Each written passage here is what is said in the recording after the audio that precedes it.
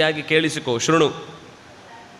ಈ ಮಾತನ್ನು ಕೇಳಿಸಿಕೊಂಡು ನಿನಗೆ ಬದಲಾಗಲಿಕ್ಕೆ ಮಾಸಾನ್ 12 12 ತಿಂಗಳುಗಳ ಅವಕಾಶವನ್ನು ಕೊಡ್ತೇನೆ.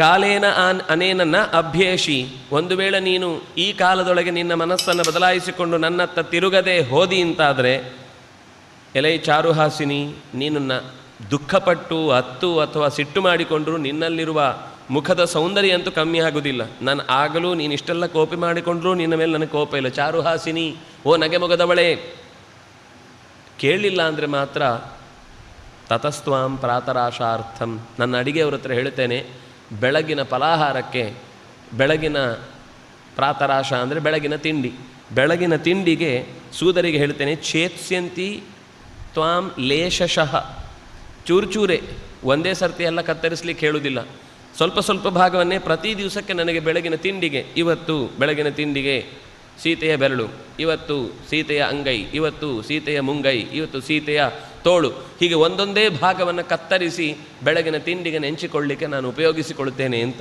ಇಷ್ಟು ಕಣ್ಣಿಗೆ ಕೈ ಹಾಕಿದ ಕಠೋರ ಮಾತುಗಳನ್ನು ಆಡ್ತಾ ಹೇಳಿದಾಗಲೂ ಸೀತೆ ಏನು ಮಾತಾಡಲಿಲ್ಲ. ರಾವಣ ಇಷ್ಟು ರೇಗಾಡ್ತಾ ಇರುವುದನ್ನು ನೋಡಿ ರಾಕ್ಷಸರಿಗೆಲ್ಲ ಕೋಪ ಬರುತ್ತೆ. ನಮ್ಮ ಯಜಮಾನನನ್ನು ಇಷ್ಟೆಲ್ಲ ಇವಳು ಸತಾಯಿಸ್ತಾಳಲ್ವ ಅಂತ.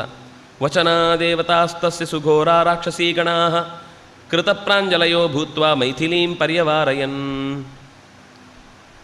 ಸತಃ ಪ್ರೋವಾಚ ರಾಜಾತು ರಾವಣೋ ಘೋರದರ್ಶನ ಪ್ರಚಾಲ್ಯ ಚರಣೋತ್ಕರ್ಷೈ ದಾರಯನ್ನಿವ ಮೇದಿನೀಂ. ನೆಲಕ್ಕೆ ಧಟ್ ಅಂತ ಬಡಿದು ಆಚೆ ತಿರುಗುತ್ತಾ ಇರಬೇಕಾದ್ರೆ ಈ ರಕ್ಕಸೆಯರೆಲ್ಲ ತಮ್ಮ ಘೋರವಾದ ರೂಪಗಳನ್ನು ತೊಟ್ಟು ಅವಳ ಬಳಿಗೆ ಬಂದು ಕೆಲವರು ಬೆದರಿಸ್ತಾ ಇದ್ದಾರೆ, ಕೆಲವರು ಹಲ್ಲು ಕಿಸಿತಾ ಇದ್ದಾರೆ, ಕೆಲವರು ಕಣ್ಣುಗಳಿಂದಲೇ ಗುರಾಯಿಸ್ತಾ ಇದ್ದಾರೆ. ಹೀಗೆ ಬಗೆ ಬಗೆಯಿಂದ ಕೆಲವರು ಹೆದರಿಸಿದರೆ ಮತ್ತೆ ಕೆಲವರು, ಈ ರಾವಣನ ಬಗ್ಗೆ ನಿನಗೆ ಗೊತ್ತಿಲ್ಲ, ಅವನು ಏನು ಹೇಳ್ತಾನೋ ಅದನ್ನು ಮಾಡಿಯೇ ಮಾಡ್ತಾನೆ, ನಿನಗೇನು ಸಾಯುವುದಕ್ಕೆ ಅಂತ ಆಸೆ, ನಮ್ಮನ್ನು ಯಾರನ್ನೂ ಕೇಳ್ತಾ ಇಲ್ಲ ರಾಣಿಯಾಗುವಂತೆ, ನೀನು ಇಷ್ಟೆಲ್ಲ ಚಂದದಲ್ಲಿ ಕೇಳಿಕೊಂಡ್ರೆ ನೀನು ಯಾಕೆ ಅವನಿಗೆ ಒಪ್ಪಿಗೆ ಕೊಡ್ತಾ ಇಲ್ಲ ಅಂತ ಬಗೆ ಬಗೆಯಿಂದ ತಮ್ಮ ತಮ್ಮ ಫ್ರೀ ಅಡ್ವೈಸ್ಗಳನ್ನೆಲ್ಲ ಕೊಟ್ಟು ಆಕೆಯನ್ನು ಒಲಿಸುವುದಕ್ಕೋಸ್ಕರ ಕೆಲವರು ಹೆದರಿಸಿದರೆ, ಹೆದರಬೇಡ ಅವರೆಲ್ಲ ಕೆಟ್ಟವರು, ನಾನು ನಿನಗೆ ಸಹಾಯ ಮಾಡ್ತೇನೆ ಅಂತ ಮೆತ್ತನೆ ಮಾತಾಡುವುದು.